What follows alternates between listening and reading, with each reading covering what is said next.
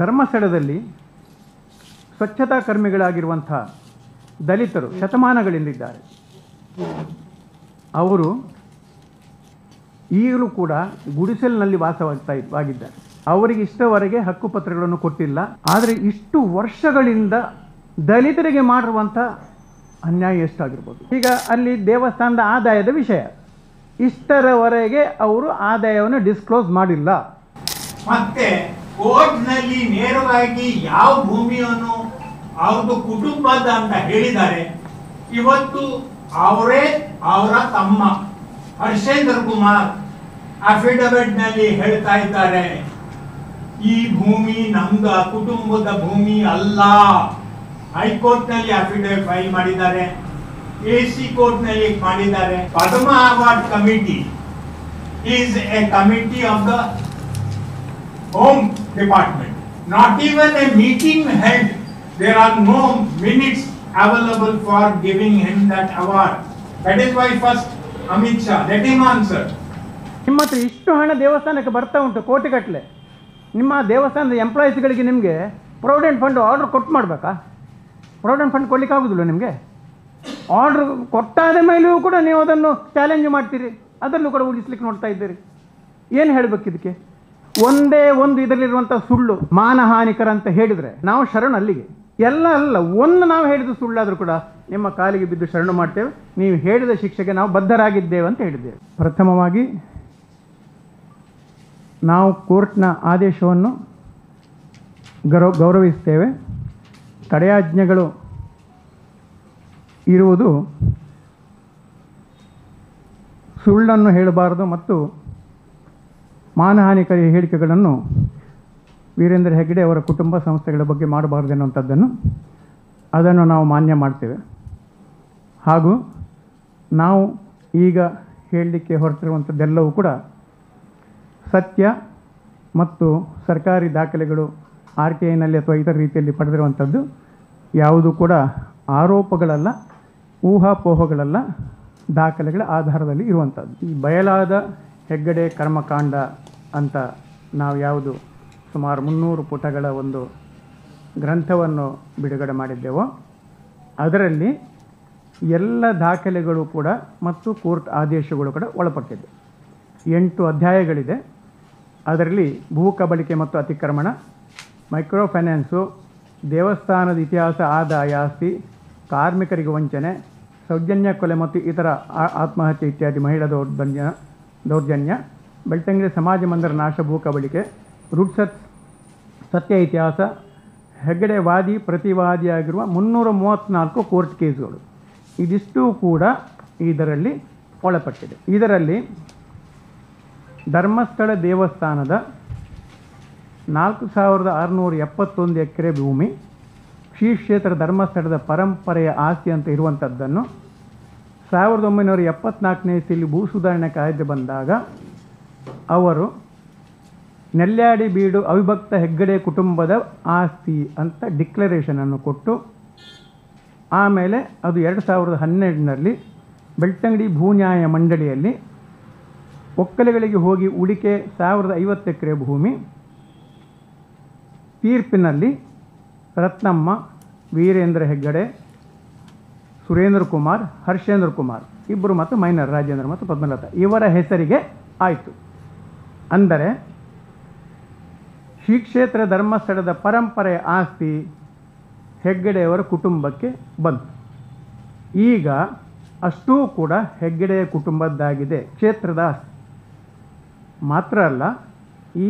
ಈ ಸರ್ವೆ ನಂಬರ್ಗಳ ಪೈಕಿ ಮಂಜುನಾಥ ಸ್ವಾಮಿ ದೇವಸ್ಥಾನದ ಅಡಿಸ್ಥಳವಾಗಿರುವಂಥ 1 ಎಕರೆ 72 ಸೆಂಟ್ಸೂ ಕೂಡ ವೀರೇಂದ್ರ ಹೆಗ್ಗಡೆಯವರ ಖಾಸಗಿ ಹೆಸರಿನಲ್ಲಿದೆ. 3 ಎಕರೆ 90 ಸೆಂಟ್ಸೂ ಕೂಡ ಅಣ್ಣಪ್ಪ ಬೆಟ್ಟ ಹೆಗ್ಗಡೆಯವರ ಖಾಸಗಿ ಸ್ಥಳದಲ್ಲಿ ಇದೆ. ಇದು ಒಂದು ಬಹಳ ದೊಡ್ಡ ಭೂ ಅಪರಾಧವೂ ಕೂಡ ಆಗಿದೆ. ಹರ್ಷೇಂದ್ರ ಕುಮಾರ್ ಭೂರಹಿತ ಬಡವ ಅಂತ ಸರ್ಕಾರಕ್ಕೆ ಅರ್ಜಿಯನ್ನು ಕೊಟ್ಟು 7 ಎಕರೆ 59 ಸೆಂಟ್ಸ್ನ ದರಖಾಸ್ತನ್ನು ಪಡೆದರು. ಇದರ ವಿರುದ್ಧವಾಗಿ ನಾವು ದೂರು ಸಲ್ಲಿಸಿ ತನಿಖೆಯಾಗಿ ವಿಚಾರಣೆಯಾಗಿ ಇತ್ತೀಚೆಗೆ ಅವರು ಭೂರಹಿತರಲ್ಲ, ಬಡವರಲ್ಲ ಅಂತ ಹೇಳ್ಕೊಂಡು ಕಂಡುಕೊಂಡು ಪುತ್ತೂರಿನ ಅಸಿಸ್ಟೆಂಟ್ ಕಮಿಷನರ್ ಅವರು ಅದನ್ನು ಸರ್ಕಾರಕ್ಕೆ ವಾಪಸ್ ಪಡೆಯುವಂಥ ಆದೇಶ ಮಾಡಿದ್ದಾರೆ, ಅಪೀಲ್ ಮಾಡಿದ್ದಾರೆ ಟೆಕ್ನಿಕಲ್ ಆಗಿ. ಆದರೆ ಭೂರಹಿತ ಬಡವ ಅಂತ ಹೇಳಿ ಹೆಗ್ಗಡೆಯವರ ತಮ್ಮ, ಅದು ಕೂಡ ಹೆಗ್ಗಡೆಯವರ ಒಪ್ಪಿಗೆಯೊಂದಿಗೆ ಮಾಡಿರುವಂಥದ್ದು ನೈತಿಕವಾಗಿಯೂ ಕೂಡ ಎಷ್ಟು ಸರಿ, ಕಾನೂನಾತ್ಮಕವಾಗಿ ಅದರಲ್ಲಿ ಯಾವುದೇ ರೀತಿಯಲ್ಲಿ ಇದಿಲ್ಲ. ಆದೇಶ ಆಗಿದ್ರೂ ಕೂಡ ಹೈಕೋರ್ಟ್ಗೆ ಹೋಗಿ ಬಂದಿರುವಂಥದ್ದು, ಅದು ಅಪೀಲ್ ಕೂಡ ಮಾಡಿದ್ದಾರೆ ಈಗ. ಸೊ ಇದು ಈ ಒಂದು ಅವರ ಅಕ್ರಮ. ನಾವು ಧರ್ಮಸ್ಥಳದ ಪಕ್ಕದಲ್ಲಿ ನೋಡಿರ್ಬೋದು ಪ್ರಕೃತಿ ಚಿಕಿತ್ಸಾಲಯ ಇದೆ. ಆ ಪ್ರಕೃತಿ ಚಿಕಿತ್ಸಾಲಯ ಯಾಕಾಗಿ ಕೊಟ್ಟಿರುವಂಥದ್ದು, ಅದರ ಅಡಿಸ್ಥಳ ದಾಖಲೆಗಳನ್ನು ನೋಡಿದಾಗ 14 ಎಕರೆ 65 ಸೆಂಟ್ಸ್ ಸ್ಥಳವನ್ನು ದೇವಸ್ಥಾನಕ್ಕೆ ಬರುವಂತಹ ಭಕ್ತಾದಿಗಳಿಗೆ ಸಂತೋಷದಿಂದ ವಿಹರಿಸಲು ಹೂದೋಟ ಮತ್ತು ಮೃಗಾಲಯ ನಿರ್ಮಿಸಲಿಕ್ಕಾಗಿ ಅಂತ ಸ್ವತಃ ಹೆಗ್ಗಡೆಯವರೇ ಅರ್ಜಿಯನ್ನು ಕೊಟ್ಟು ಪಡೆದಿರುವಂಥದ್ದು. ಆದರೆ ಅದರ ಮಂಜೂರಾತಿ ಪತ್ರ ಕೊಡಬೇಕಾದ್ರೆ ಅದನ್ನು ಕೈಯಲ್ಲಿ ತಿದ್ದಿಸಿ ತಹಸೀಲ್ದಾರಿಂದ ಅದನ್ನು ಪ್ರಕೃತಿ ಚಿಕಿತ್ಸಾಲಯಕ್ಕಂತ ಮಾಡಿಕೊಂಡಿರುವಂಥದ್ದು. ಈಗ ಅಲ್ಲಿ ಭಕ್ತರಿಗೆ ಅಂದರೆ ದೇವಸ್ಥಾನಕ್ಕೆ ಉಪಯೋಗಕ್ಕಾಗಿ ಕೊಟ್ಟಿರುವಂಥ ಭೂಮಿ ಲಾಭದಾಯಕವಾಗಿರುವಂಥ ಪ್ರಕೃತಿ ಚಿಕಿತ್ಸಾಲಯವನ್ನು ಅಲ್ಲಿ ಮಾಡಲಿಕ್ಕೆ ಉಪಯೋಗ ಮಾಡಿಕೊಂಡಿದ್ದಾರೆ. ಹೀಗೆ ಇದರಲ್ಲಿ ಇರುವಂಥ ಒಂದು ಲಿಸ್ಟನ್ನು ಹೇಳಿದರೆ ಬಹಳಷ್ಟು ಅಕ್ರಮಗಳು, ಭೂಮಿದ್ದಂತೂ ವಿಪರೀತವಾಗಿ. ನಮ್ಗೆ ಗೊತ್ತಿರ್ಬೋದು ಧರ್ಮಸ್ಥಳ ಉಜಿರೆಯಲ್ಲಿರುವಂಥದ್ದು ಇವರ ಆ ಶಿಕ್ಷಣ ಸಂಸ್ಥೆಗಳ ಅಡಿಸ್ಥಳ 44 ಎಕರೆ ಸುಮಾರು ಅಂದರೆ ಸ್ವಲ್ಪ ಸೆನ್ಸ್ ಇದೆ. ಧರ್ಮಸ್ಥಳ ಮಂಜುನಾಥೇಶ್ವರಿ ಎಜುಕೇಷನ್ ಸೊಸೈಟಿಗೆ ಗ್ರ್ಯಾಂಟ್ ಮಾಡಿತ್ತು. DC ಮನ್ನಾ ಭೂಮಿ, ಡಿಪ್ರೆಸ್ಡ್ ಕ್ಲಾಸ್ ಮನ್ನಾ ಭೂಮಿಯನ್ನು ಒಂದು ವೇಳೆ ಕೊಡಬಾರದು, ಒಂದು ವೇಳೆ ಕೊಟ್ಟರೆ ಅದಕ್ಕೆ ಪರ್ಯಾಯ ಭೂಮಿಯನ್ನು ಡಿಪ್ರೆಸ್ಡ್ ಕ್ಲಾಸಿಗೆ ಕೊಡಬೇಕು. ಆದರೆ ಈ ಪ್ರಕರಣದಲ್ಲಿ ಪರ್ಯಾಯ ಭೂಮಿಯನ್ನು ಕೊಟ್ಟಿಲ್ಲ. ಧರ್ಮಸ್ಥಳದಲ್ಲಿ ಸ್ವಚ್ಛತಾ ಕರ್ಮಿಗಳಾಗಿರುವಂಥ ದಲಿತರು ಶತಮಾನಗಳಿಂದಿದ್ದಾರೆ. ಅವರು ಈಗಲೂ ಕೂಡ ಗುಡಿಸಲಿನಲ್ಲಿ ವಾಸವಾಗಿದ್ದಾರೆ. ಇದರ ಚಿತ್ರಣ ಇದರಲ್ಲಿ ಇದೆ. ಅವರಿಗೆ ಇಷ್ಟವರೆಗೆ ಹಕ್ಕುಪತ್ರಗಳನ್ನು ಕೊಟ್ಟಿಲ್ಲ, ಒಂದು ಒಳ್ಳೆಯ ಮನೆಗಳನ್ನು ಕಟ್ಟಿ ಮಾಡುವಂಥದ್ದನ್ನು ಮಾಡಿಲ್ಲ. ಆದರೆ ಅಷ್ಟೆಲ್ಲ ಅಲ್ಲಿ ಆದಾಯ ಇದ್ದರೂ ಕೂಡ ಅದನ್ನು ಅವರಿಗೆ ಕೊಡ್ತಾ ಇಲ್ಲ. ಗ್ರ್ಯಾಚ್ಯುಯಿಟಿ ಆ್ಯಕ್ಟ್ ಅಲ್ಲಿಯ ನೌಕರರಿಗೆ ಲಾಗು ಆಗಿರುವಂಥದ್ದು 2021ರಲ್ಲಿ ರಂಜನ್ ರಾವ್ ಯಡೂರರು ದೂರನ್ನು ಕೊಟ್ಟು 2015 ನಿರಂತರವಾಗಿ ಅದನ್ನು ಫಾಲೋಅಪ್ ಮಾಡ್ತಾ ಬಂದದ್ರಿಂದ ಅವರ Shantivana trust, SCM education society, STM education trust, SKDIDP trust, SKDIDP BC trust, Dharmotthana trust ಇವೆಲ್ಲದೂ ಕೂಡ ಗ್ರ್ಯಾಚ್ಯುಯಿಟಿ ಆ್ಯಕ್ಟ್ ಪ್ರಕಾರ ನೋಂದಣಿಯಾದದ್ದು 21ನೇ ಇಸ್ವಿಯಲ್ಲಿ ದಾಖಲೆ ಇದೆ. ಅದರ ಹಿಂದೆ ಎಲ್ಲವೂ ಕೂಡ 106 ಕೋಟಿ ರೂಪಾಯಿ ಕೂಡ ವಂಚನೆ ನೌಕರಿಗೆ ಆಗಿರುವಂಥ. ಹೆಗ್ಗಡೆಯವರು ಕೂಡ ಕಾನೂನಿಗೆ ಅತೀತರಲ್ಲ, ಮೊಣಕಾಲೂರಬೇಕಾಗ್ತದೆ ಹೇಳುವಂಥ ಪ್ರಕರಣಗಳೆಲ್ಲ ಅದರಲ್ಲೇ ಇದೆ. ಇನ್ನೊಂದು ಬಹಳ ಬಹಳ ಮುಖ್ಯವಾದ ಒಂದು ವಿಷಯ, ಧರ್ಮಸ್ಥಳ ದೇವಸ್ಥಾನದ ಹೆಸರು ಏನು ಅಂತ ಕೇಳಿದ್ರೆ ಶ್ರೀ ಮಂಜುನಾಥ ಸ್ವಾಮಿ ದೇವಸ್ಥಾನ ಅಂತ ಹೇಳ್ತಾರೆ, ಅಥವಾ ಶ್ರೀ ಕ್ಷೇತ್ರ ಧರ್ಮಸ್ಥಳ ಅಂತ ಹೇಳ್ತಾರೆ. ಆದರೆ ಲೀಗಲಿ ಕಾನೂನು ಪ್ರಕಾರ ಅವರು ಆ ದೇವಸ್ಥಾನಕ್ಕೆ ಕೊಟ್ಟ ಹೆಸರು ಎಂಥದ್ದು? The institution at Dharmasthala, this is the official name. ಈ ಪ್ರಕಾರ ಅವರು ಇನ್ಕಮ್ ಟ್ಯಾಕ್ಸ್ ಡಿಪಾರ್ಟ್ಮೆಂಟಿಗೆ ದೃಢಪತ್ರವನ್ನು ಕೊಟ್ಟು 100% ಟ್ಯಾಕ್ಸ್ ಎಕ್ಸಂಪ್ಷನನ್ನು ತಗೊಂಡಿದ್ದಾರೆ. ಇದರ ವಿವರವು ಕೂಡ ಇದರಲ್ಲಿ ಇದೆ. ಅಂದರೆ ಇವರು ತನ್ನ ಅನುಕೂಲಕ್ಕೆ ತಕ್ಕಂತೆ ಆ ಹೆಸರುಗಳನ್ನು ಮಾಡುವಂಥ ಅಗತ್ಯ ಏನಿದೆ? ಎರಡನೇದ್ದು, ಅಲ್ಲಿ ಒಂದು ಆದಾಯಕರ ವಿನಾಯಿತಿಯನ್ನು ಅವರು ಪಡಿಬೇಕು ಅಂತೇಳಿ ಆದರೆ ಅದು ಸಾರ್ವಜನಿಕ ಆಗಿರಬೇಕು. ಖಾಸಗಿಯವರಿಗೆ ನಿಮ್ಗೆ ಇನ್ಕಮ್ ಟ್ಯಾಕ್ಸ್ ಎಕ್ಸಂಪ್ಷನನ್ನು ಕೊಡುವುದಿಲ್ಲ. 30% + 3% ಕಟ್ಟಬೇಕಾಗ್ತದೆ ಟ್ಯಾಕ್ಸ್. ಇವರು ಅಲ್ಲಿ ಅದನ್ನು ಪಬ್ಲಿಕ್ ಟೆಂಪಲ್ ಅಂತ ಹೇಳಿ ದೃಢಪತ್ರ ಕೊಟ್ಟಿದ್ದಾರೆ. ಆದ್ದರಿಂದ ಅದು 100% ಎಕ್ಸಂಪ್ಷನ್ ಸಿಕ್ಕಿರುವಂಥದ್ದು. ಒಂದು ಪಬ್ಲಿಕ್ ಟೆಂಪಲ್ ಆಯಿತು ಅಂತೇಳಿ ಆದರೆ ಅವರಿಗೆ ಅಲ್ಲಿ ಬರುವಂಥ ಆದಾಯ ಎಷ್ಟು, ಖರ್ಚು ಎಷ್ಟು, ಆ ದೇವಸ್ಥಾನದ ಆಸ್ತಿ ಎಷ್ಟು ಇದನ್ನಂತ ಕೊಡುವ ಒಂದು ಬದ್ಧತೆ ಇರಬೇಕೋ ಬೇಡ. ಸಾರ್ವಜನಿಕರ ಹಣ ಬರುವಂಥದ್ದಲ್ಲಿ ಕಾಣಿಕೆ ಮತ್ತು ದೇಣಿಗೆ ಎಲ್ಲವೂ ಕೂಡ ಪಬ್ಲಿಕ್ ಅಂತ ಹೇಳಿದ್ದೀರಿ ನೀವು. ಆದರೆ ಇಷ್ಟರವರೆಗೆ ಹೆಗ್ಗಡೆಯವರು ಅವರ ದೇವಸ್ಥಾನದ ಆದಾಯ, ಖರ್ಚು, ಆಸ್ತಿ ಹೇಳಿಲ್ಲ, ಹೇಳ್ತಾನೂ ಇಲ್ಲ. ಮಾಹಿತಿ ಹಕ್ಕಿನಲ್ಲಿ ಕೇಳಿದರೆ ಇನ್ಕಮ್ ಟ್ಯಾಕ್ಸ್ ಡಿಪಾರ್ಟ್ಮೆಂಟ್ಗೆ ಅದಕ್ಕೆ ಬೇರೆ ಏನೇನೋ ಅಡ್ಡಿಗಳನ್ನು ಹೇಳ್ಕೊಂಡು ಅದನ್ನು ಕೊಡದಿರುವ ಹಾಗೆ ಮಾಡ್ತಾರೆ. ಯಾಕೆ ಗೌಪ್ಯತೆ? ಹಣ ಏನಾಗ್ತದೆ?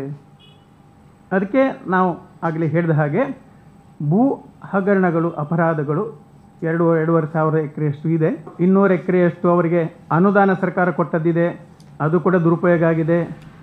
ಧರ್ಮಸ್ಥಳ ಗ್ರಾಮದಲ್ಲಿ ಸುಮಾರು 300 ಎಕರೆಯಷ್ಟು ಅತಿಕ್ರಮಣ ಮಾಡಿರುವಂಥದ್ದಿದೆ, ಬೇಲಿ ಹಾಕದೇ ಅತಿಕ್ರಮಣಗಳಿದೆ. ಅಲ್ಲಿ ಬೆಂಗಳೂರಿನಲ್ಲಿ ಯಲಹಂಕದಲ್ಲಿ 36 ಎಕರೆ, ನಾಗಮಂಗಲದಲ್ಲಿ ಅದರ ವಿರುದ್ಧ ನಮ್ಮ ರಾಘವೇಂದ್ರಾಚಾರ್ಯ ಹೋರಾಟ ಮಾಡ್ತಿದ್ದಾರೆ.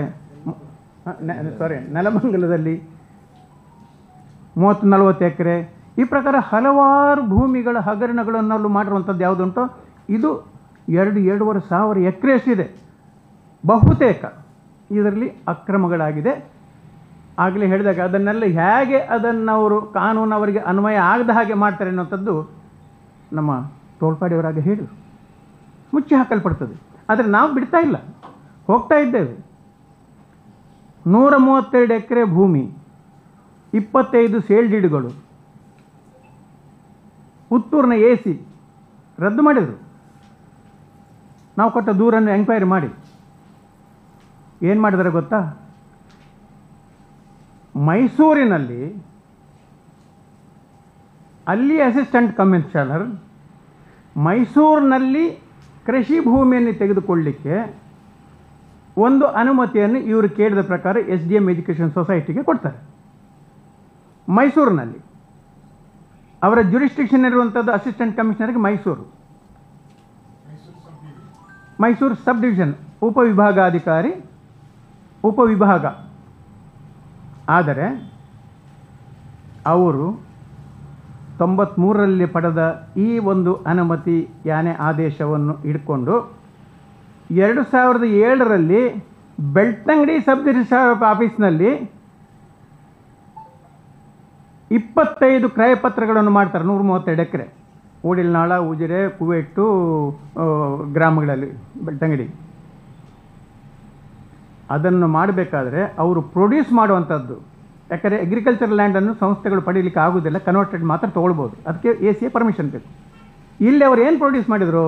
ಆ ಆದೇಶವನ್ನು ಪ್ರೊಡ್ಯೂಸ್ ಮಾಡಿದರು, ಅದರಲ್ಲಿಯೇ ಒಂದು ಫೋರ್ಜರಿ ಮಾಡಿದರು. ಏನಂತ? ಅಸಿಸ್ಟೆಂಟ್ ಕಮಿಷನರ್ ಇದ್ದದ್ದನ್ನು ಡಿವಿಷನಲ್ ಕಮಿಷನರ್ ಅಂತ ಮಾಡಿದರು. ಡಿವಿಷನಲ್ ಕಮಿಷನರ್ ಅಂದರೆ 7-8 ಜಿಲ್ಲೆಗಳ ವ್ಯಾಪ್ತಿ ಬರ್ತದೆ. ಅಸಿಸ್ಟೆಂಟ್ ಕಮಿಷನರ್ ಒಂದು ತಾಲೂಕು ಮಾತ್ರ ಅಲ್ಲಿ ಮೈಸೂರು. ಡಿವಿಷನಲ್ ಕಮಿಷನರ್ ಅಂತ ಮಾಡಿದರು, ದಾಖಲೆ ಇದೆ. ಇದನ್ನು ನಾವು ಮಾಡಿದೆವು. ಅದು ರದ್ದಾಯಿತು, ಅಪೀಲ್ ಹೋಯಿತು, KITಗೆ ಹೋಯಿತು, ವಾಪಸ್ ಬಂತು. ಅಷ್ಟೊತ್ತಿಗೆ ಅದು ಇನ್ನು ಮತ್ತೆ ಬರ್ತದೆ ತೆಗುವ. ಅಮೆಂಡ್ಮೆಂಟ್ ಆಯಿತು, 79 AB ಎಲ್ಲವೂ ಕೂಡ. ಆದ್ದರಿಂದ ಅದು ಸ್ವಲ್ಪ ಇದೆ. ಅದು ಹೈಕೋರ್ಟ್ನಲ್ಲಿ ಉಂಟು, ಬೇರೆಯವರು ಹಾಕಿದ್ದಾರೆ. ಅದು ರದ್ದಾದ ಕೂಡಲೇ ಈ 132 ಎಕರೆ ಕೂಡ ಹೋಗ್ತದೆ. ನಾವು ಹೇಳುವಂಥದ್ದು ಈ ಪ್ರಕಾರದಲ್ಲಿ ಕಾನೂನು ಬಾಹಿರವಾಗಿರುವಂಥ ಕೃತ್ಯಗಳನ್ನೆಲ್ಲ ನಾವು ಹೇಳಿದರೆ ನಮ್ಮ ಮೇಲೆ ತಡೆಯಾಜ್ಞೆಗಳು, ನಮ್ಮ ಮೇಲೆ ಮಿಸ್ಕೇಜ್ಗಳು, ಒಂದೇ ಒಂದು ಇದರಲ್ಲಿರುವಂಥ ಸುಳ್ಳು ಅಥವಾ ಮಾನಹಾನಿಕರ ಅಂತ ಹೇಳಿದರೆ ನಾವು ಶರಣು ಅಲ್ಲಿಗೆ.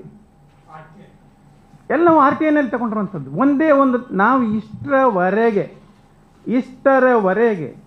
ಒಂದೇ ಒಂದು ಆರೋಪವನ್ನು ಆಧಾರರಹಿತವಾಗಿ, ದಾಖಲೆ ರಹಿತವಾಗಿ ಮಾಡಿಲ್ಲ.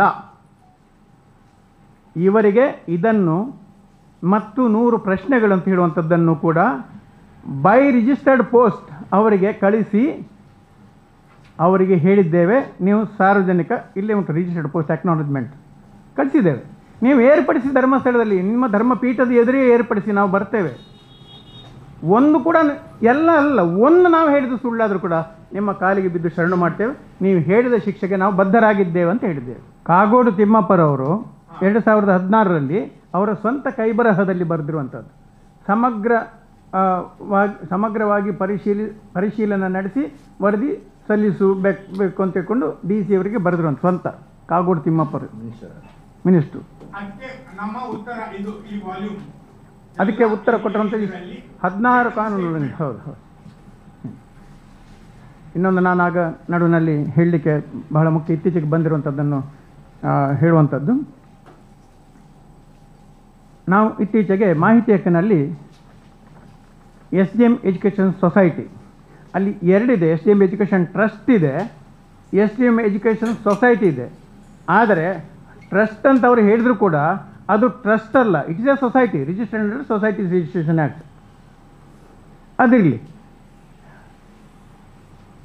ಈ ಸೊಸೈಟಿಯ ಅಂಡರ್ನಲ್ಲಿ ಇರುವಂಥ ಎಜುಕೇಷನ್ ಇನ್ಸ್ಟಿಟ್ಯೂಷನ್ಗಳಲ್ಲಿ, ಅದರಲ್ಲಿ ಮುಖ್ಯವಾಗಿ ಉಜಿರೆ ಕಾಲೇಜಿನಲ್ಲಿ ಕಾಲೇಜಿಯೇಟ್ ಎಜುಕೇಷನ್ ಕಮಿಷನರ್ಗೆ ನಾವು ಬರೆದಿರುವಂಥದ್ದು, ಕಾನೂನು ಪ್ರಕಾರ ಬೋಧಕ ಮತ್ತು ಬೋಧಕೇತರ ಸಿಬ್ಬಂದಿಗಳಿಗೆ ನೇಮಕವನ್ನು ಅಲ್ಲಿ 18% ಕೊಡಲೇಬೇಕು, ಮಸ್ಟ್. 15% SC, 3% ST, ಅದಕ್ಕೆ ಎಕ್ಸೆಂಪ್ಷನ್ ಇಲ್ಲ. ಆದರೆ ನಮಗೆ ಮಾಹಿತಿ ಹಕ್ಕಿನಲ್ಲಿ ನಾವು ಬರೆದಾಗ ನಮಗೆ ಸಿಕ್ಕಿರುವಂಥದ್ದು 31/3/25 ಬೋಧಕ ಹುದ್ದೆಗಳಿಗೆ ನೇಮಕಾತಿ ಮಾಡಲಾದ ಪರಿಶಿಷ್ಟ ಜಾತಿ ಮತ್ತು ಪರಿಶಿಷ್ಟ ಪಂಗಡದ ಅಭ್ಯರ್ಥಿಗಳ ವಿವರ: ಬೋಧಕರು 1, ಬೋಧಕೇತರರು 4. ಅದು ನಂತರ ಈಗ ಎಷ್ಟಿದ್ದಾರೆ ಅಂತ ಕೇಳಿದಾಗ ಈಗ ಪ್ರಕೃತ ಬೋಧಕೇತರರು 1 ಅಟೆಂಡರ್ ಅಷ್ಟೇ. ಅಂದರೆ ಇನ್ನು ಹೈಸ್ಕೂಲಿದ್ದು ಬೇರೆ ಇದೆ, ಇಲ್ಲಿದೆ. 18% ನೇಮಕ ಮಾಡಿರುವಂಥದ್ದು ಮಾಡದೆ ಬೇರೆಯವರನ್ನು ನೇಮಕ ಮಾಡಿ SC STಗಳು ಮಾಡದೆ, ಅದು ಬಹಳ ದೊಡ್ಡವಾದ ಒಂದು ಅಟ್ರಾಸಿಟಿ ಕೇಸ್ನಲ್ಲಿ ಕೂಡ ಅದು ಬರುವಂಥದ್ದು ಅಂತ ತಿಳ್ಕೊಂಡು ಕಾನೂನು ತಜ್ಞರು ಹೇಳಿದ್ದಾರೆ. ಅದರ ಸಮಗ್ರ ವಿವರ ಇನ್ನೂ ಕೂಡ ನಾವು ಫಾಲೋಅಪ್ ಮಾಡ್ತಾ ಇದ್ದೇವೆ. ಆದರೆ ಇಷ್ಟು ವರ್ಷಗಳಿಂದ ದಲಿತರಿಗೆ ಮಾಡಿರುವಂಥ ಅನ್ಯಾಯ ಎಷ್ಟಾಗಿರ್ಬೋದು. ಇನ್ನೊಂದು, ಇದು ಕಾಲೇಜಿದ್ದಾಯಿತು, ಹೈಸ್ಕೂಲಿದ್ದು ನಮಗೆ ಬರಲಿಕ್ಕೆ ಬಾಕಿ ಇದೆ. ಹೈಸ್ಕೂಲಿದ್ದು ಕೊಡ್ತಾ ಇಲ್ಲ. ಯಾಕಂತ ನಮ್ಗೆ ಗೊತ್ತು, ನಮಗೆ ಬರಬೇಕಲ್ಲ ನೆಕ್ಸ್ಟ್ ಸ್ಟೆಪ್ಪಿಗೆ ಹೋಗಲಿಕ್ಕೆ. ಕೊಡ್ತಾ ಇಲ್ಲ ಯಾಕಂತ ಗೊತ್ತು. ಹೈಸ್ಕೂಲಿದ್ದು ಕೂಡ ನಮಗೆ ಸಿಕ್ಕಿದ ನಂತರ ನಾವು ಅದಕ್ಕೆ ಅಫಿಷಿಯಲ್ ಫೋರಮ್ನಲ್ಲಿ ಎಲ್ಲಿ ಹೋಗಬೇಕೋ ಅದಕ್ಕೆ ನಾವು ಹೋಗುವಂಥದ್ದಕ್ಕೆ ತಯಾರು ಮಾಡ್ತಾ ಇದ್ದೇವೆ. ಅಮಿತ್ ಶಾಗೆ ಹೇಳಿದ ವಿಷಯಗಳಲ್ಲಿ ಒಂದು ವಿಷಯ ಇದು. ಅಮಿತ್ ಶಾರವರಿಗೆ ಈಗ ED ತನಿಖೆ ಅಂತ ಹೇಳ್ತಾರೆ. ED ತನಿಖೆಗೆ ಯಾವುದು ಒಳಪಡ್ತದೋ ಅದನ್ನು ಮಾಡಿ. ED ತನಿಖೆ ಅಂತ ಹೇಳಿದ್ರೆ ಈಗ ಅಲ್ಲಿ ದೇವಸ್ಥಾನದ ಆದಾಯದ ವಿಷಯ, ಇಷ್ಟರವರೆಗೆ ಅವರು ಆದಾಯವನ್ನು ಡಿಸ್ಕ್ಲೋಸ್ ಮಾಡಿಲ್ಲ. ಹಣದ ಬಗ್ಗೆ ತನಿಖೆ ಆಗಬೇಕು ಬೇಡ? ಹಾಗಾದರೆ ಇತ್ತೀಚೆಗೆ ನಾನು ನೋಡ್ತಾ ಇದ್ದೇನೆ, ಎಲ್ಲರ ಮೇಲೆ ಆರೋಪ ಆಗ್ತಾ ಇದೆ ಫಾರಿನ್ನಿಂದ ಹಣ ಬರುವಂಥದ್ದು. ಯಾರಾದ್ರೂ FCRA ಫಾರಿನ್ ಕಾಂಟ್ರಿಬ್ಯೂಷನ್ ರೆಗ್ಯುಲೇಷನ್ ಆಕ್ಟಿನ ವೆಬ್ಸೈಟಿಗೆ ಹೋಗಿ, ಇಲ್ಲಾಂದ್ರೆ ಅವರ ಇನ್ಕಮ್ ಹೋಮ್ ಮಿನಿಸ್ಟ್ರಿಗೆ ಕೇಳಿ, ಅಲ್ಲಿ ಬೆಳ್ತಂಗಡಿ ತಾಲೂಕಿನಲ್ಲಿ ಫಾರಿನ್ ಕಾಂಟ್ರಿಬ್ಯೂಷನ್ ವೀರೇಂದ್ರ ಹೆಗಡೆ ಅವರ ಸಂಸ್ಥೆಗಳಿಗೆ ಬರ್ತಾ ಇದೆ. ಒಂದು SIT ಈಗ ಫಾರ್ಮ್ ಆಗಿರುವಂಥದ್ದು ಆ ಪರ್ಟಿಕ್ಯುಲರ್ ಪರ್ಪಸ್ಸಿಗೆ. ಇನ್ನೊಂದು SIT ಸ್ಟೇಟ್ ಗೌರ್ಮೆಂಟ್ ಮಾಡಬೇಕಾಗಿರುವಂಥದ್ದು, ಸ್ಟೇಟ್ ಗೌರ್ಮೆಂಟ್ನ ಅಂಡರ್ನಲ್ಲಿ ಇರುವಂಥ ಡಿಪಾರ್ಟ್ಮೆಂಟ್ಗೆ ಭೂಮಿದ್ದು ಮತ್ತು ಬಾಕಿದ್ದೆಲ್ಲ ಬರುವಂಥದ್ದು ಯಾವುದೆಲ್ಲ ಉಂಟು ಅದಕ್ಕೆ ಸಂಬಂಧಪಟ್ಟದ್ದನ್ನು ಇಟ್ಕೊಂಡು ನಾವು ಇದಕ್ಕಾಗಿ ಒಂದು SIT ಮಾಡಬೇಕು ಅಂತಕೊಂಡು ನಾವೀಗ ಡಿಮಾಂಡನ್ನು ಇಡ್ತೇವೆ. ಒಂದು ಆಯೋಗ, ಒಂದು ಕಮಿಷನ್, ಹೌದು ಕಮಿಷನ್, ಸೆಂಟ್ರಲ್ SIT ಆಗ್ಬೇಕಂತ ಹೇಳ್ತಾ ಇಲ್ಲ ನಾವು, ಅವರು ತನಿಖೆಯನ್ನು ಮಾಡ್ಬೇಕಂತ ಹೇಳ್ತೇವೆ. ಅವರ ಕನ್ಸರ್ನ್ಡ್ ಯಾವುದು ಡಿಪಾರ್ಟ್ಮೆಂಟಿಗೆ ಬರ್ತದೆ, EDO ಇನ್ನೊಂದು, ಆ ಪ್ರಕಾರ ಸ್ಟೇಟಿಗೆ SIT ಮಾಡಲೇಬೇಕಂತ ಹೇಳ್ತಾರೆ, ಅಥವಾ ಆಯೋಗ ಕಮಿಷನ್. ಈಗ ಯಾವುದು SIT ಆಗಿದೆ ಅದಕ್ಕೆ ಒಂದು ಪರ್ಟಿಕ್ಯುಲರ್ ಇನ್ಸಿಡೆಂಟ್, ಒಂದು ಪರ್ಟಿಕ್ಯುಲರ್ ಕೇಸು, ಒಂದು ಪರ್ಟಿಕ್ಯುಲರ್ ಕಂಪ್ಲೇಂಟಿನ ಮೇಲೇನೆ ಮಾಡಿದ್ದಾರೆ. ನಾವು ಏನು ಹೇಳ್ತಾ ಇದ್ದೀವಿ ಅಂದ್ರೆ, ನಾವು ಸ್ಟೇಟ್ ಗವರ್ಮೆಂಟ್ ಹತ್ರ ಸಹ ಇದನ್ನು ಮಾಡುವಂತಹದ್ದು, ಈಗಾಗಲೇ ನಾವು ಹೇಳುವಂತಹದ್ದು ಇದು ಡಾಕ್ಯುಮೆಂಟೇಶನ್ ಆಗಿ ಇಕಾನಮಿಕ್ ಕ್ರೈಮ್ಸ್. ಇದು ಈ ಇಕಾನಮಿಕ್ ಕ್ರೈಮ್ಸ್ಗಳು ಯಾಕಂದ್ರೆ ಪ್ರಾವಿಡೆಂಟ್ ಫಂಡ್ ಕೊಡ್ತಾ ಇಲ್ಲ, ಗ್ರಾಚ್ಯುಟಿ ಕೊಡ್ತಾ ಇಲ್ಲ, ST SC ಇವರಿಗೆ ಕೆಲಸವನ್ನು ಕೊಡ್ತಾ ಇಲ್ಲ, ದೇವಸ್ಥಾನದ ಹಣವನ್ನು ಮಿಸ್ಯೂಸ್ ಮಾಡಿದ್ದಾರೆ, ದೇವಸ್ಥಾನದ ಜಾಗೆಯನ್ನು ಮಿಸ್ಯೂಸ್ ಮಾಡಿದ್ದಾರೆ. ಅದು ಲ್ಯಾಂಡ್ ಗ್ರಾಬಿಂಗ್ ಆಕ್ಟಿಗೆ ಬರ್ತದೆ, ಲ್ಯಾಂಡ್ ರೆವಿನ್ಯೂ ಆಕ್ಟಿಗೆ ಸಹ ಬರ್ತದೆ. ಈ ಎಲ್ಲಾ ವಿಷಯಗಳನ್ನು ಅವರು ಎನ್ಕ್ವೈರ್ ಮಾಡಬೇಕು. ಈ ವಿಷಯದಲ್ಲಿ ಪದೇ ಪದೇ ಸರ್ಕಾರವೇ ಇನ್ವೆಸ್ಟಿಗೇಷನ್ ಆಗಬೇಕು, ಎನ್ಕ್ವೈರಿ ಆಗಬೇಕು ಹೇಳಿದ್ರು ಸಹ ಮಾಡ್ತಾ ಇಲ್ಲ. ನಿಮಗೆ ಕೊಟ್ಟ ಡಾಕ್ಯುಮೆಂಟ್ ನಲ್ಲಿ ಮೂರು ಎನ್ಕ್ವೈರಿ ಆರ್ಡರ್ಸ್ ಇದೆ. ಒಂದು ಚೀಫ್ ಮಿನಿಸ್ಟರ್ 1/1/2014, ಇನ್ನೊಂದು ಆವಾಗಿನ ರೆವಿನ್ಯೂ ಮಿನಿಸ್ಟರ್ ಶ್ರೀನಿವಾಸ್ ಪ್ರಸಾದ್ ರದ್ದು 2013 ನವೆಂಬರ್, ಮತ್ತೆ ಇನ್ನೊಂದು ಕಾಗೋಡು ತಿಮ್ಮಪ್ಪದ್ದು ಯಾವುದು ತೋರಿಸಿದ್ದಾರೆ ಅದು 2016. ಎಲ್ಲಾ ವಿಷಯದಲ್ಲಿ ಸರ್ಕಾರವೇ ತನಿಖೆ ಆಗಬೇಕು ಅಂತ ಹೇಳಿ ಮತ್ತೆ ಅದನ್ನು ಅಕ್ನಾಲೇಜ್ಮೆಂಟ್ ಮಾಡಿದ್ದಾರೆ. ಯಾಕಂದ್ರೆ ಮೊದಲಿನ complaint was given by the MLA Belthangady. Vasanth ಬಂಗೇರರು ಮಿನಿಸ್ಟ್ರಿಗೆ ಚೀಫ್ ಮಿನಿಸ್ಟ್ರಿಗೆ ಕೊಟ್ಟಾಗ ಚೀಫ್ ಮಿನಿಸ್ಟರ್ ಆ ತನಿಖೆ ಆಗಬೇಕು ಅಂತ ಹೇಳಿದ ಆರ್ಡರಿನ ಕಾಪಿ ಆ ಪುಸ್ತಕದಲ್ಲಿ ಇದೆ. ಆದರೆ ಈ 13 ವರ್ಷದಲ್ಲಿ ಈ ಎನ್ಕ್ವೈರಿ ಆಗ್ತಾ ಇಲ್ಲ, ಆಗೋದಿಲ್ಲ. ಇದಕ್ಕೆ ಉತ್ತರ ಯಾರು ಕೊಡಬೇಕು? ಇಮಿಡಿಯೇಟ್ಲಿ ನಿಮ್ಗೆ ಆಕ್ಸೆಸಬಲ್ DC. ಇಷ್ಟುವರೆಗೆ ಅವರು ಉತ್ತರ ಕೊಟ್ಟಿದ್ದಾರೆ, ರಿಪೋರ್ಟ್ ಅನ್ನು ಕಳಿಸಿದ್ದಾರೆ, ಅದರ ಕಾಪಿಯನ್ನು ಒಂದೊಂದು ನೀವು ತಗೊಳ್ಬಹುದು, ಕೊಡ್ಲಿ ಅವರು. 13 ವರ್ಷದಲ್ಲಿ ಇವತ್ತಿಗೆ ಸಹ ಎನ್ಕ್ವೈರಿ ಆಗ್ತಾ ಇಲ್ಲ. ಮತ್ತೆ ಕೋರ್ಟ್ ನಲ್ಲಿ ನೇರವಾಗಿ ಯಾವ ಭೂಮಿಯನ್ನು ಅವ್ರದ್ದು ಕುಟುಂಬದ ಅಂತ ಹೇಳಿದ್ದಾರೆ. ಇವತ್ತು ಅವರ ತಮ್ಮ ಹರ್ಷೇಂದ್ರ ಕುಮಾರ್ ಅಫಿಡವಿಟ್ ನಲ್ಲಿ ಹೇಳ್ತಾ ಇದ್ದಾರೆ, ಈ ಭೂಮಿ ನಮ್ದ ಕುಟುಂಬದ ಭೂಮಿ ಅಲ್ಲ.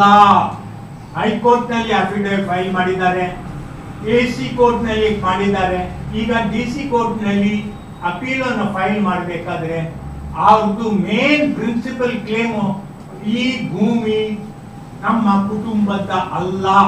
ನಾವೇನು ಹೇಳ್ತಾ ಇದ್ದೀವಿ ಅದನ್ನೇ ಹರ್ಷೇಂದ್ರ ಕುಮಾರ್ ಹೇಳ್ತಾ ಇದ್ದಾರೆ. ಅದು DC-ಗೆ ಸಹ ಗೊತ್ತು, AC-ಗೆ ಸಹ ಗೊತ್ತು, ಹೈಕೋರ್ಟ್ ನಲ್ಲಿ ಸಮೇತ ಅವರು ಹೇಳಿದ್ದಾರೆ. ಆ ಎಲ್ಲಾ ಡಾಕ್ಯುಮೆಂಟ್ಸ್ ಗಳನ್ನು ನಮ್ಮ ಹತ್ರ ಇದೆ. ಚೀಫ್ ಮಿನಿಸ್ಟರ್ ನ ಆರ್ಡರ್ ಅನ್ನು DC ಪಾಲನೆ ಮಾಡ್ತಾ ಇಲ್ಲ ಅಂತ ಒಂದು ಆಶ್ಚರ್ಯಕರನಿಗೆ ಇದನ್ನು ಏನಂತ ಹೇಳಬೇಕು ಅಂತ. What kind of conspiracy is this? Order ಮಾಡಿದ ನಂತರ ಎನ್ಕ್ವೈರಿ ಆಗಬೇಕು. ಆ ಎನ್ಕ್ವೈರಿಯ ಫೈಂಡಿಂಗ್ಸ್ ನ ಮೇಲೆ ನಾವು ಮಾಡಬಹುದು. ದೇವಸ್ಥಾನದ ಭೂಮಿ ದೇವಸ್ಥಾನದ ದೇವರ ಹೆಸರಿನಲ್ಲಿ ಇರಬೇಕು ಅಂತ ಸುಪ್ರೀಂ ಕೋರ್ಟ್ ಹೇಳ್ತದೆ. ಅದನ್ನು ಇವತ್ತಿಗೆ ಸಹ ಅವರು ಮಾಡ್ತಾ ಇಲ್ಲ. ಅವರು ಹೇಳಿದ್ದಾರಲ್ಲ RTC ಎಲ್ಲ ಇದನ್ನು ಸಹ ವೀರೇಂದ್ರ ಹೆಗಡೆ ಅವರ ಹೆಸರಿನಲ್ಲಿ in violation of the supreme court. Dharmasthala Manjunatha Swamy ದೇವಸ್ಥಾನವನ್ನು ಅವ್ರದ್ದು ಇನ್ಸ್ಟಿಟ್ಯೂಷನ್ ಎಟ್ ಧರ್ಮಸ್ಥಳ ಅಂತ ರಿಜಿಸ್ಟರ್ ಮಾಡಿದ್ದಾರೆ. ಕರ್ನಾಟಕ ಹಿಂದೂ ಧಾರ್ಮಿಕ ದತ್ತಿ ಕಾಯ್ದೆಯ ಪ್ರಕಾರ ಸಾರ್ವಜನಿಕರಿಂದ ಕಾಣಿಕೆ ಮತ್ತು ದೇಣಿಗೆ ತೆಗೆದುವಂಥ ಯಾವುದೇ ದೇವಸ್ಥಾನ ಧಾರ್ಮಿಕ ಕೇಂದ್ರ ಇದ್ದರೂ ಕೂಡ ಅದು ಸಾರ್ವಜನಿಕ ಅಂತ ಇದೆ ಡೆಫಿನೇಷನ್. ಆ ಪ್ರಕಾರ ರಾಜ್ಯ ಸರ್ಕಾರ ಕಮಿಷನರ್ ಧಾರ್ಮಿಕ ದತ್ತಿದ್ದು ಸುತ್ತೋಲೆಯನ್ನು ಕಳಿಸಿದ್ದಾರೆ ಮತ್ತು ಅದರಲ್ಲಿ ವಿವರಗಳೆಲ್ಲ ಇದೆ. ಎಲ್ಲ ಸಾರ್ವಜನಿಕ ದೇವಸ್ಥಾನವನ್ನು ಕಡ್ಡಾಯವಾಗಿ ಧಾರ್ಮಿಕ ದತ್ತಿ ಇಲಾಖೆಯ ಸೆಕ್ಷನ್ 53ರ ಪ್ರಕಾರ ನೋಂದಣಿ ಮಾಡಬೇಕು ಅಂತ ಅದಕ್ಕೊಂದು ಫಾರ್ಮ್ಯಾಟ್ ಕೂಡ ಇದೆ. ದೇವಸ್ಥಾನದ ಹೆಸರು, ಟ್ರಸ್ಟಿಗಳು, ಆದಾಯ ಎಷ್ಟು, ಖರ್ಚು, ಒಂದು ಫಾರ್ಮ್ಯಾಟು. ಇದರ ಅರ್ಥ ಅದು ಸರ್ಕಾರಕ್ಕೆ ಹೋಯಿತು, ಮುಜರಾಯಿ ಇಲಾಖೆಗೆ ಹೋಯಿತು ಅಂತಲ್ಲ. ಅವರು ಆ ಫಾರ್ಮ್ಯಾಟ್ನಲ್ಲಿ ಅದನ್ನು ಕೊಟ್ಟಾದ ನಂತರ ಮುಜರಾಯಿ ಇಲಾಖೆಯಿಂದ ಕಮಿಷನರು ಅದಕ್ಕೊಂದು ಸರ್ಟಿಫಿಕೇಟನ್ನು ಕೊಡ್ತಾರೆ ಅಷ್ಟು, ಇದ್ರ ನೋಂದಣಿ ಆಗಿದೆ ಅಂತ ಸೆಕ್ಷನ್ 53 ಪ್ರಕಾರ. ಆಗ ಏನಾಗ್ತದೆ ಅಂತ ಹೇಳಿದ್ರೆ ವರ್ಷಕ್ಕೊಂದ್ಸಲ ಅವರು ಆಡಿಟೆಡ್ ಲೆಕ್ಕಪತ್ರವನ್ನು ಸಬ್ಮಿಟ್ ಮಾಡಬೇಕಾಗ್ತದೆ. ಅದು ನಮಗೂ ಕೂಡ ಸಾರ್ವಜನಿಕರು ಕೂಡ ಮಾಹಿತಿನಲ್ಲಿ ಅದನ್ನು ತಗೊಳ್ಳಿಕ್ಕೆ ಆಗ್ತದೆ. ಈಗ ನಮಗೆ ತಗೊಳ್ಳಿಕ್ಕೆ ಆಗ್ತಾ ಇಲ್ಲ. ಈಗ ಇವರು ಇದನ್ನು ಸಾರ್ವಜನಿಕವಾಗಿ ಇರುವಂಥ ಇವರು ವ್ಯಕ್ತಿ, ಪಾರದರ್ಶಕತೆಯನ್ನು ಬೋಧನೆ ಮಾಡುತ್ತಿರುವಂಥ ವ್ಯಕ್ತಿ, ಒಬ್ಬರು ಲೋಕಸಭಾ ಸದಸ್ಯರು, ರಾಜ್ಯಸಭಾ ಸದಸ್ಯರಾಗಿರುವಂಥವರು ಇತರರಿಗೆ ಮಾದರಿಯಾಗಿರುವಂಥವರು ಅವರೇ ಸ್ವತಃ ಅದನ್ನು ನೋಂದಣಿ ಮಾಡಬೇಕಾಗಿತ್ತು. ಮತ್ತು ಆ್ಯಕ್ಟ್ನಲ್ಲಿ ಇರೋದು ಕೂಡ ಹಾಗೆ, ಅವರು ನೋಂದಣಿ ಮಾಡದೆ ಹೋದರೆ ಜಿಲ್ಲಾಧಿಕಾರಿಯಿಂದ ಮಾಡಿಸ್ಬೇಕಂತಿರುವಂಥದ್ದು. ಈಗ ಕಮಿಷನರ್ ಇತ್ತೀಚೆಗೆ ಕಳಿಸಿದ ಪ್ರಕಾರ ನಾವು ಮಾಹಿತಿ ಹಕ್ಕಿನಲ್ಲಿ ಕೇಳಿದೆವು, ಧರ್ಮಸ್ಥಳ ಮಂಜುನಾಥ ಸ್ವಾಮಿ ದೇವಸ್ಥಾನದ ನೋಂದಣಿಗೆ ಏನು ಕ್ರಮ ತೆಗೆದುಕೊಂಡ್ರಂತ.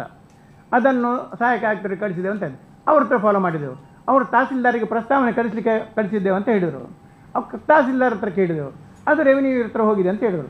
ಈಗ ಎಲ್ಲಿಗೆ ಬಂತು ಅಂತ ಹೇಳಿದ್ರೆ ನಿಮಗೆ ಅದರಲ್ಲಿ ಕೊಟ್ಟಿದ್ದೇವಾಗ ಅವರು ಆಡಳಿತಾಧಿಕಾರಿ ಧರ್ಮಸ್ಥಳದ್ದು ಸೆಕ್ಷನ್ 53 ಪ್ರಕಾರ ಕೊಡಬೇಕಾದ ಮಾಹಿತಿಯನ್ನು ಕೊಡಲಿಕ್ಕೆ ನಿರಾಕರಿಸಿದರು ಅಂತ ಅದನ್ನೇ ರಿಪೋರ್ಟನ್ನು ಅವರು ಹಾಕಿದ್ರು ತಹಸೀಲ್ದಾರರು ಎಸಿಗೆ ರಿಪೋರ್ಟ್ ಹಾಕಿದರು. ಕಾಪಿ ಕಂಪ್ಲೇನೆಂಟ್ ನಾನು ಆದದ್ರಿಂದ ಕಂಪ್ಲೇನೆಂಟ್ ಅಲ್ಲ ಇದು ನನಗೆ ಹಾಕಿದರು ಅಧ್ಯಕ್ಷನಾಗಿ ಸೇರ್ತಷ್ಟು ಕೂಡಲೇ ಸರ್ಕ್ಯುಲೇಟ್ ಆದ ಕೂಡಲೇ ಅದು ವಾಟ್ಸಪ್ನಲ್ಲಿ ಹೋದ ಕೂಡಲೇ ಅವರ ಗಮನಕ್ಕೆ ಬಂದ ಕೂಡಲೇ ನೆಕ್ಸ್ಟ್ ಡೇ ತಹಸೀಲ್ದಾರಿಗೆ ಅವರೊಂದು ಇಲ್ಲಿ ನೋಡಿ ಆಕ್ಷೇಪಣೆ ಯಾರು ಮಾಡಿದ್ದು ಆಕ್ಷೇಪಣೆ? ಈಗ ಇಷ್ಟರವರೆಗೆ ಅದನ್ನು ಯಾವಾಗಲೂ ಅಧಿಕೃತವಾಗಿ ಆ ಪ್ರಕಾರ ಹೇಳಿದಿದ್ದವರು ಇದರಲ್ಲಿ ಆಕ್ಷೇಪಣೆದಾರರು ಶ್ರೀ ಕ್ಷೇತ್ರ ಧರ್ಮಸ್ಥಳದ ದ ಇನ್ಸ್ಟಿಟ್ಯೂಷನ್ ಅಟ್ ಧರ್ಮಸ್ಥಳ ಇದರ ಹೆಗ್ಗಡೆಯವರಾಗಿರ್ತಾರೆ. ಹೈಕೋರ್ಟಿಗೆ ಅವರು ಡಿ ವೀರೇಂದ್ರ ಹೆಗ್ಗಡೆ ಧರ್ಮಾಧಿಕಾರಿ ದ ಇನ್ಸ್ಟಿಟ್ಯೂಷನ್ ಅಟ್ ಧರ್ಮಸ್ಥಳ ಹೆಸರನ್ನು ಉಪಯೋಗಿಸಿದ್ದಾರೆ. ನನ್ನ ಪಾಯಿಂಟ್ ಇಷ್ಟೇ, he is using that name, ನಾವಲ್ಲ. Section 1023C5 meant only for wholly public temples. ಆ ಪ್ರೊವಿಷನ್ ನಲ್ಲಿ ಅವರು ತಗೊಂಡ income tax exemption central government ಇಂದ ಸ್ಟೇಟ್ ಗವರ್ಮೆಂಟಿಗೆ ಅವರ ಎಲ್ಲ ಹೇಳಿಕೆ ಬೇರೆ ಬೇರೆ ಹೇಳಿಕೆ ಇದೆ. ಅದು ಒಂದು ದೇವಸ್ಥಾನವೇ ಅಲ್ಲ ಅಂತ ಹೇಳಿದ್ದಾರೆ. ಕಾನೂನಿಗೆ ಲಗಾವಾಗೋದಿಲ್ಲ, ಯಾಕಂದ್ರೆ ಅದು ಜೈನ ಟೆಂಪಲ್ ಅಂತ ಹೇಳಿ ಹೇಳುವಂತಹದ್ದು ಅಫಿಡವಿಟ್ ಸುಪ್ರೀಂ ಕೋರ್ಟಿಗೆ ಕೊಟ್ಟಿದ್ದಾರೆ. 1023C5 ಎಕ್ಸೆಂಪ್ಷನ್ ಗ್ರಾಂಟ್ ಆದದ್ದು on an application from the sole trustee that it is a public temple. ಧರ್ಮ ಸಂರಕ್ಷಕರು ಭಯಂಕರ ಹೇಳ್ತಾ ಇದ್ದಾರೆ, ಈಗ ಸರ್ಕಾರಕ್ಕೆ ಹೋದರೆ ಹಾಳಾಗ್ತದೆ. ಸರ್ಕಾರಕ್ಕೆ ಹೋಗೋ ಹುನ್ನಾರ ಸರ್ಕಾರದಲ್ಲ, ನೀವು ಅಕೌಂಟನ್ನು ಕೊಡ್ತಾ ಇಲ್ಲ ಅಂತ ಕೇಳ್ತಿರುವಂಥದ್ದು. ಧರ್ಮ ಸಂರಕ್ಷಕರು ದೇವಸ್ಥಾನದ ಹಣವನ್ನು ಧರ್ಮ ಸಂರಕ್ಷಕರು ಯಾಕೆ ಅದರದ್ದು ಹಣ ಎಲ್ಲಿ ಹೋಗ್ತದೆ ಅಂತ ಯಾಕೆ ಕೇಳೋದಿಲ್ಲ?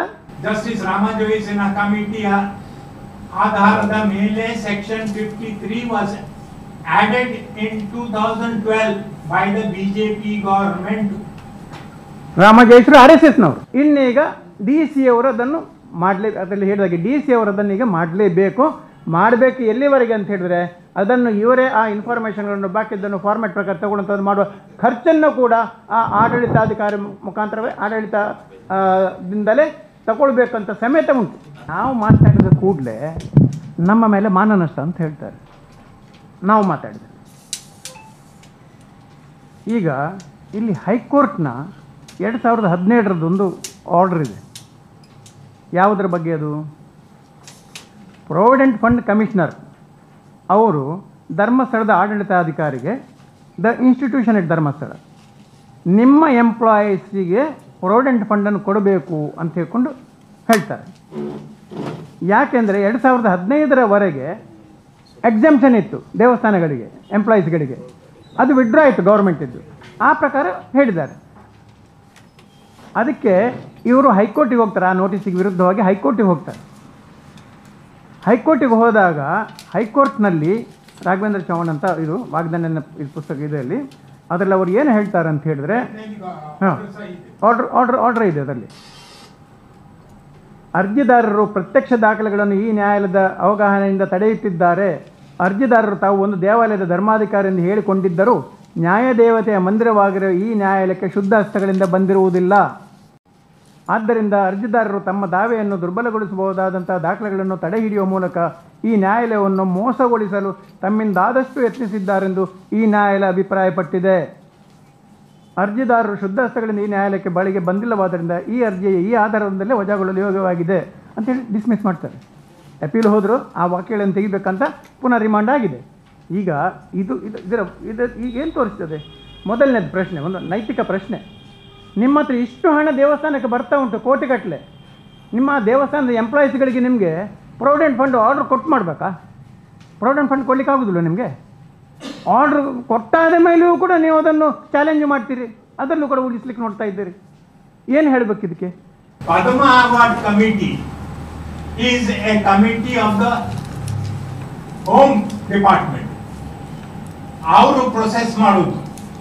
ಅದೇ ಕೇಸ್ನಲ್ಲಿ ಸೆಂಟ್ರಲ್ ಇನ್ಫಾರ್ಮೇಶನ್ ಕಮಿಷನರ್ ನ ಇಂಟ್ರಿಮ್ ಆರ್ಡರ್ ಅನ್ನು ಸಹ ನಾವು ಸರ್ಕ್ಯುಲೇಟ್ ಮಾಡಿದ್ದೀವಿ.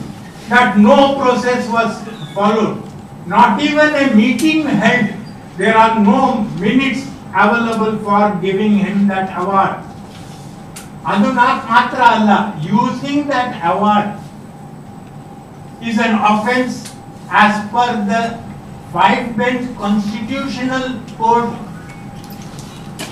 of the Supreme Court. Justice Ahmadiyya case judgment. ಅದರಲ್ಲಿ ಸ್ಪಷ್ಟ ಇದೆ, ನೀವು ಹೆಸರಿನ ಮೊದಲು ಇಲ್ಲದ್ರೆ ಹೆಸರಿನ ನಂತರ ಅದನ್ನು ಉಪಯೋಗಿಸಿದ್ರೆ ರೂಲ್ 10 ಪ್ರಕಾರ ಅದನ್ನು ಹಿಂದೆ ತಗೊಳ್ಳೇಬೇಕು. ಆದ್ರೂ ಅದಕ್ಕೆ ಅಮಿತ್ ಶಾಗೆ ಇದನ್ನು ಮಾಡಿದ್ರೆ ಯಾಕಂದ್ರೆ ಅವ್ರದ್ದೇ home ministry is saying that ಅದಕ್ಕೆ ಯಾವ ಮಿನಿಟ್ಸೇ ಇಲ್ಲ. That is why first Amit Shah, let him answer. ಅವರು ಯಾವ್ದಾದ್ರು ಎನ್ಕ್ವೈರಿ ಅಂತ ಹೇಳಬೇಕಾದ್ರೆ ಅವರ ಹೋಮ್ ಮಿನಿಸ್ಟ್ರಿಯಲ್ಲಿ ಏನಾಗ್ತಾ ಇದೆ ಅನ್ನೋ ಉತ್ತರ ಅವರೇ ಕೊಡಬೇಕು. ಇನ್ನೊಂದು ಆಗ ಬಿಟ್ಟು ಹೋಗಿರುವಂಥದ್ದು, SKDRDP ಟ್ರಸ್ಟ್ ಬ್ಯಾಂಕ್ಗಳಿಂದ 7.8% ಸಾಲ ತೆಗೆದುಕೊಂಡು ಸ್ವಸಹಾಯ ಸಂಘಗಳಿಗೆ ಸುಮಾರು 20ರಿಂದ 21% ಸಾಲ ಕೊಡ್ತಾ ಇತ್ತು. ಇದರಲ್ಲಿ ಬ್ಯಾಲೆನ್ಸ್ ಶೀಟ್ ಇದೆ. 2012-13ರಲ್ಲಿ 89 ಕೋಟಿ, ಅದು 2 ವರ್ಷದ ಇತ್ತದಲ್ಲಿ 65, 75 ಕೋಟಿ, 55 ಕೋಟಿಗಳದೆಲ್ಲ ಬ್ಯಾಲೆನ್ಸ್ ಶೀಟ್ ಇದೆ, ಅವ್ರದ್ದೇ ಪ್ರಾಫಿಟ್ ಬರ್ತಾ ಇತ್ತು. ಈಗ ಆ ಒಂದು ಚಾರಿಟೇಬಲ್ ಟ್ರಸ್ಟ್ ಅಂತ ನೋಂದಣಿ ಆಗಿರುವಂಥ SKDRDP ಟ್ರಸ್ಟು ಬಿಸ್ನೆಸ್ಸನ್ನು ಮಾಡಿಕೊಂಡು ಹೋಗಿರುವಂಥದ್ದು ಯಾವುದುಂಟೋ ಅದು ಕೂಡ ಮನಿ ಲಾಂಡ್ರಿಂಗ್ಗೆ ಬರ್ತದೆ. ಇವರು ಮಾಹಿತಿ ಹಕ್ಕಿನಲ್ಲಿ ಪಡೆದಿರುವಂಥ ಪ್ರಕಾರ ಅವರು ಲೈಸೆನ್ಸನ್ನು ಡೆಪ್ಟಿ ರಿಜಿಸ್ಟ್ರಾರ್ ಆಫ್ ಕೋಆಪರೇಷನ್ ಪಡೆದುಕೊಂಡಿಲ್ಲ. ಅದಕ್ಕಾಗಿ ಅವರು ಇದು ಕಾನೂನು ಬಾಹಿರವಾಗಿ ಈ ಒಂದು ವ್ಯವಹಾರ ಮಾಡ್ತಾ ಇದ್ದಾರೆ ಅಂಥೇಳಿ ಪ್ರೈವೇಟ್ ಕಂಪ್ಲೇಂಟನ್ನು ಮಾಡಿ ಈಗ ಅದು ಚಾಲ್ತಿಯಲ್ಲಿದೆ. ಅವರು ರಿಜಿಸ್ಟರ್ ಏನು ಮಾಡಿದ್ದಾರೆ ಅದರಿಂದ ಅವರು ಚಾರಿಟೇಬಲ್ ಟ್ರಸ್ಟ್ ಆಗೋದಿಲ್ಲ. ಅವರಿಗೆ ಇನ್ಕಮ್ ಟ್ಯಾಕ್ಸಿನ 12A ರಿಜಿಸ್ಟ್ರೇಷನ್ ಆದರೆ ಮಾತ್ರ ಚಾರಿಟೇಬಲ್ ಟ್ರಸ್ಟ್ ಆಗ್ತಾರೆ. SKDRDP and SKDRDP BC Trust both are business organizations. Our GST number both at the national level as well as at state level and for the state of Kerala. ಈ ಎಲ್ಲ GST ನಂಬರ್ಸ್ಗಳು ಇದೆ. No charitable trust is required to file goods and services tax. This is a business organization. ಸತ್ಯ ಹೊರಗೆ ಬರಬೇಕು. ಯಾರಾದರೂ ಕೂಡ ತಪ್ಪು ಮಾಡಿದವರು ಎಷ್ಟೇ ಪ್ರಭಾವಿ ಆದರೂ ಕೂಡ ಅದರ ಹಿಂದಿರುವ ಶಕ್ತಿಗಳು ಹೊರಗೆ ಬಂದು ಶಿಕ್ಷೆ ಆಗಬೇಕು ಅಂತ ನಾವು ಹೇಳಿ ಈ ಒಂದು SIT ರಚನೆ ಆಗಿರುವಂಥದ್ದು ಮತ್ತು ಸರಿಯಾದ ದಿಕ್ಕಿನಲ್ಲಿ ಹೋಗ್ತಿರುವಂಥದ್ದನ್ನು ಕಾಣ್ತಾ ಇದ್ದೇವೆ, ನಾವು ಸ್ವಾಗತಿಸ್ತೇವೆ.